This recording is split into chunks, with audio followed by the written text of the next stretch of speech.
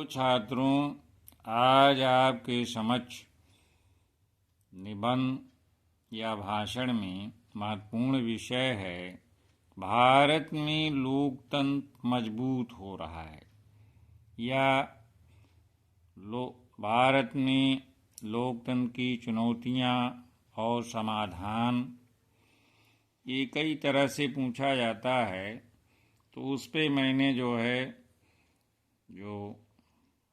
तैयार किया है उसको आपके समक्ष रख रहा हूँ। आशा है कि आप आज से लाभान्वित होंगे। तो छात्रों, आइए देखते हैं विषय क्या है। भारत में लोकतंत्र मजबूत हो रहा है। भारत विश्व का सबसे बड़ा लोकतांत्रिक देश है। 26 जनवरी 1950 को हमारा संविधान लागू हुआ।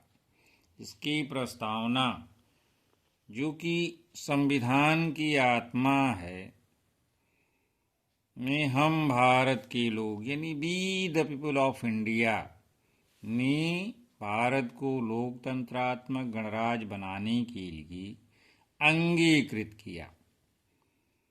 सन 1952 में हुए लोकसभा के आम चुनाव यानी जनरल इलेक्शन से लेकर के आज वर्ष 2024 आ गया है तक भारत में लोकतांत्रिक ढंग से सरकार का केंद्र और राज्य में संचालन कुशलतापूर्वक हुआ है।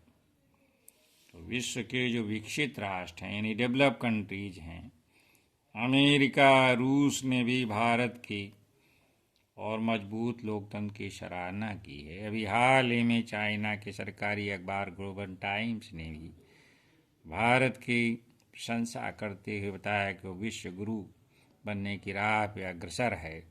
तो हम कह सकते हैं कि भारत में लोकतंत्र मजबूत हो रहा है। तो छात्रों, आइए देखते हैं कि भारत में डेमोक्रेसी यानी लोकतंत्र की शुरुआत कब हुई। भारत में लोकतंत्र की शुरुआत औपनिवेशिक शासन के तहत, यानी जब ब्रिटिश शासन था हमारे यहाँ तो उसको औपनिवेशिक शासन कहते हैं। औपनिवेशिक शासन के तहत सीमित मताधिकार के आधार पर लोकतंत्र का अनुभव जनता कर चुकी थी। जब भारत सरकार अधिनियम 1935 के तहत चुनाव हुए थे, पहली बार हमारे देश में सन 1952 में आम चुनाव हुए। लोगों ने इन चुनावों में बढ़ चढ़ करके हिस्सेदारी की। हिंदुस्तान टाइम्स ने लिखा कि ये बात हर जगह मानी जा रही है कि भारतीय जनता ने विश्व के इतिहास में लोकतंत्र के सबसे बड़े प्रयोग को बखूबी अंजाम दिया। इस तरह सन 1952 का जो पहला आम चुनाव था, पूरी दुनिया के लिए लोकतंत्र के इतिहास के लिए मील का पत्थर, माइलस्टोन साबित हुआ। अब यह दलील दे पाना संभव नहीं रहा कि लोकतांत्रिक चुनाव, यानी उसमें बड़ी गरीबी थी, अशिक्षा थी, के बीच नहीं कराए जा सकते। छात्रों, लोकतंत्र में जनता सर्वोच्च होती है, यानी अर्थात जनता तय करती है कि देश या राज्यों का शासन कौन चलाएगा। अब लोकतंत्र की सबसे बढ़िया परिभाषा वो अमेरिका के राष्ट्रपति अब्राहम लिंकन ने दिया है। क्या दी परिभाषा? कि लोकतंत्र जनता के लिए, यानी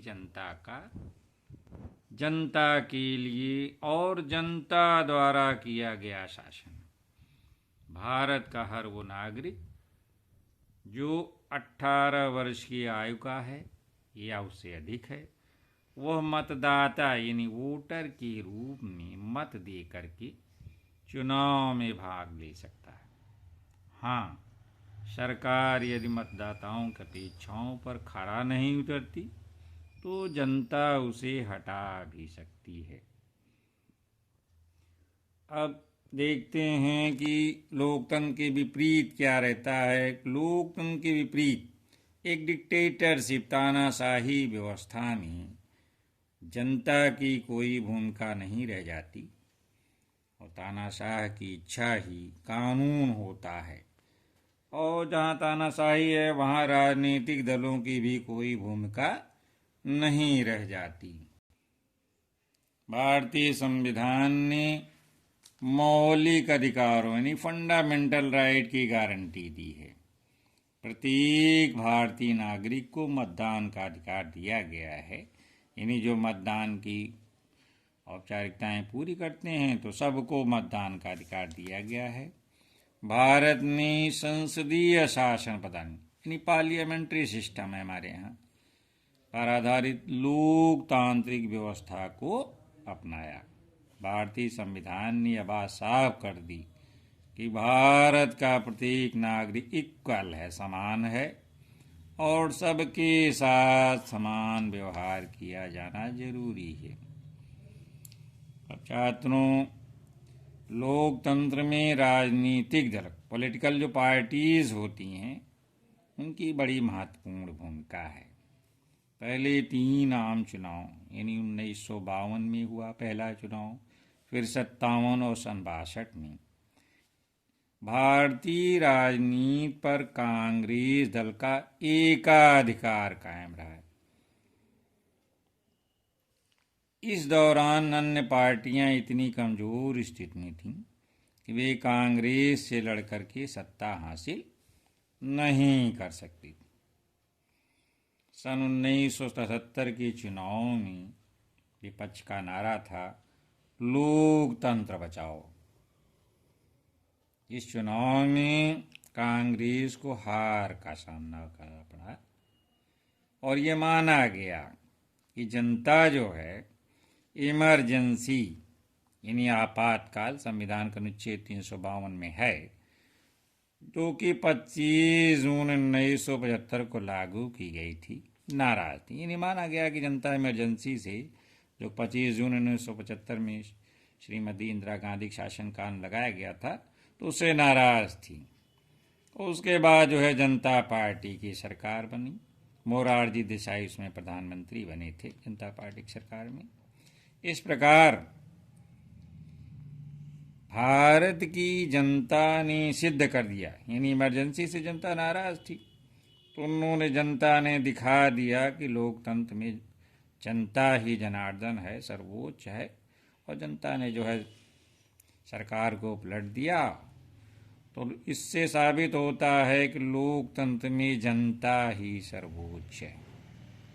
और बीच में उसके बाद सन 1979 से कुछ दिनों तक गठबंधन सरकारों का दौर रहा।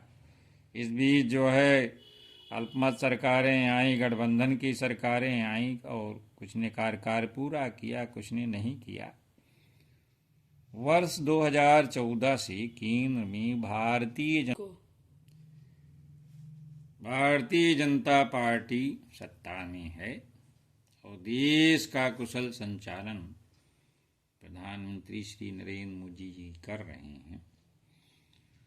अब आते हैं, देखते हैं कि लोकतंत्र की जो चुनौतियां क्या हैं। डेमोक्रेसी में भी हर देश की चुनौतियां होती हैं, चाहे तानाशाही व्यवस्था हो चाहे लोकतंत्र हो, तो चुनौतियां तो रहती हैं। तो देखते हैं क्या आधुनिक लोकतंत्र में राजनीतिक दलों की महत्वपूर्ण भूमिका है।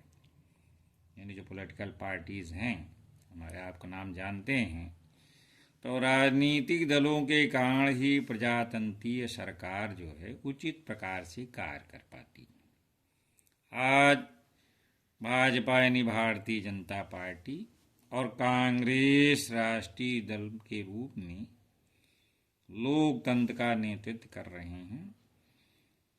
अन्य दलों की भी लोकतंत्र में महत्वपूर्ण भूमिका है। अब चुनौतियां क्या हैं लोकतंत्र में? लोकतंत्र के सामने गरीबी, शिक्षा, भ्रष्टाचार, भाई भतीजावाद, परिवारवाद, क्षेत्रीय विषमता, लिंगगत भेदभाव की चुनौतियां रही हैं। जब आज़ादी मिली थी तभी से ये सब समस्याएं थीं और इन सब चुनौतियों का सामना भारत ने किया है। तो पंचवर्षीय योजनाएं जो 5 ईयर प्लान के द्वारा को अपना करके देश ने जहां पहले इंडस्ट्रियल बेस को मजबूत किया, वहीं जय जवान जय किसान का नारा दे करके कृषि क्षेत्र में भी भारत को आत्मनिर्भर बनाया। सरकार की कई कल्याणकारी योजनाओं से गरीबी को दूर करने में मदद मिली है। छात्रों, आप जानते हैं कि आज भारत विश्व की 5वीं बड़ी अर्थव्यवस्था वाला देश बन चुका है और हाल ही में भारत ने सफलतापूर्वक नई दिल्ली में G20 शिखर सम्मेलन की अध्यक्षता भी की थी। अब वर्तमान में जो दौर चल रहा है इसमें रूस यूक्रेन का युद्ध है, इजराइल फिलिस्तीन के युद्ध में भारत की निर्णायक भूमिका रही। भारत के कुशल नेतृत्व का यानी माननीय नरेंद्र मोदी जी की प्रधानमंत्री के रूप में सर्वोच्च सराहना हुई और भारत जो है विश्व शांति का पक्षधर रहा है, युद्धों के हमेशा खिलाफ रहा है। तो आज भी भारत का यही प्रयास रहता है कि विश्व में शांति हो और आर्थिक प्रगति विश्व की हो। तो इस तरह से भारत जो है प्रयास में रहता है और भारत ने विज्ञान के क्षेत्र में यानी साइंस के क्षेत्र में भी अभूतपूर्व उपलब्धि हासिल की। कब? जब चंद्रयान-3 ने दक्षिणी ध्रुव पर रोवर को उतार करके सफलतापूर्वक उतारा। ये पहला विश्व में देश बना जो दक्षिणी ध्रुव पर भारत ने चंद्रयान-3 के माध्यम से अपने उसको उतारा। और अभी हाल ही में आपने सुना होगा कि भारत का जो सूर्य पे मिशन है आदित्य L1, उसको भी कक्षा में प्रतिस्थापित कर दिया गया सफलतापूर्वक।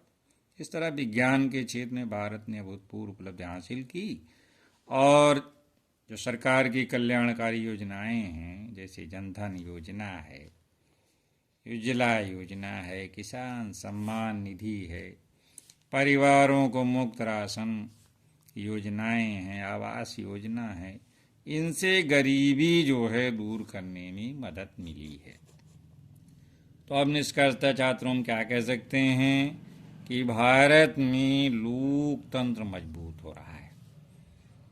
अब ये देखिए हाल में वर्ष 2024 अब आ ही गया है, इसी में लोकसभा के चुनाव होंगे और राजनीतिक दल यानी पॉलिटिकल पार्टी जो इंडिया में हैं, भारत में हमारे, वो सब सत्ता में आने का यानी शासन का संचालन करने, तो सत्ता में आना उसे कहते हैं, प्रयास करेंगे लोग।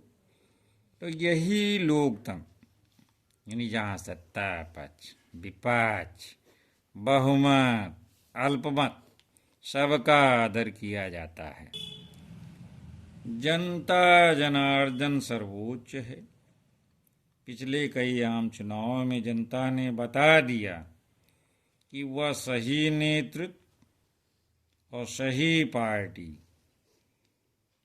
को देश और राज्य यानी देश पे कौन राज्य करेगा और राज्यों में कौन राज्य, उनको कमान देने में यानी उचित सरकार चुनने में जनता ने दिखा दिया है कि वो सक्षम है। तो इस तरह से छात्रों भारत में लोकतंत्र की स्थिति क्या है कि लोकतंत्र मजबूत हो रहा है, उसकी जो सामने चुनौतियां हैं उसका भारत ने कैसे सामना किया। तो अगर ये निबंध के रूप में आता है तो आप इसको लिख सकते हैं कुछ अपने से बना करके मैटर, और ये भाषण देना है 5 मिनट 6 मिनट जो भी मिलता है तो उसको कायदे से पॉइंट आपको इससे मिल जाएंगे। भाषण तो सभी का मौलिक रहता है। तो छात्रों आशा है इससे आप लाभान्वित होंगे। जय हिंद, धन्यवाद।